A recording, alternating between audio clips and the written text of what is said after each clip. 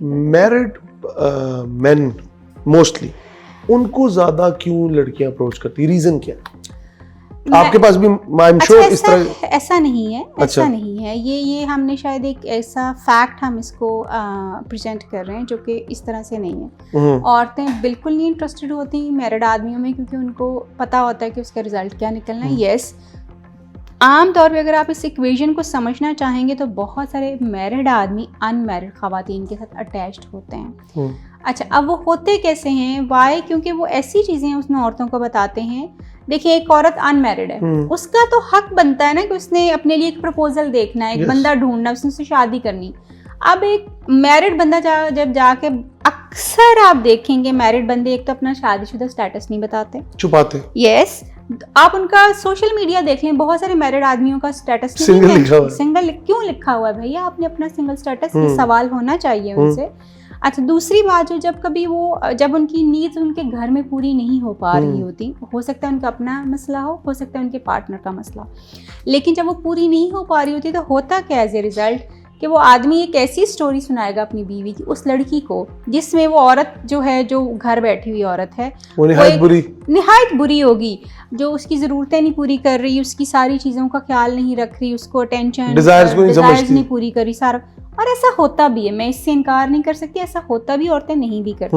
मगर वो आदमी अपने घर की चीज़ों को बेहतर करने की बजाय जब वो बाहर सीख करता है चीज़ों को, तो बिल्कुल ऐसी ही चीज़ों को प्रेजेंट करता है।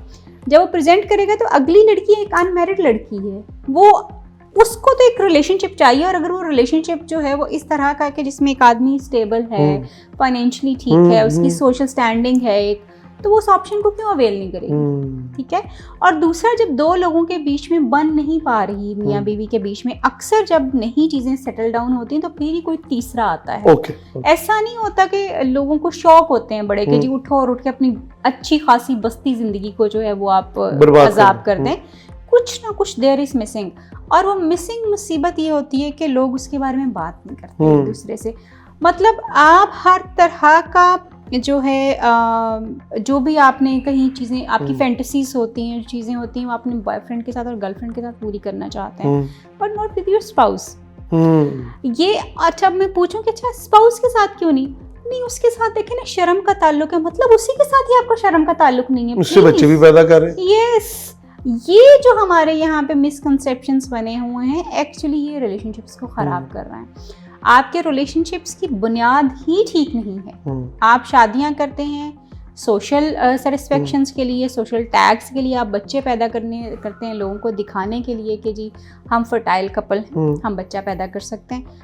आपका कोई भी ज़िंदगी का अहम काम जो है वो आपकी अपनी वजह से नहीं है। तो जब आप चीज़ें अपनी वजह से ही नहीं कर रहे, when you are doing something good on the wrong, on the basis of wrong reasons, तो अल्टीमेटली वो कहीं ना कहीं ख़त्म होती है।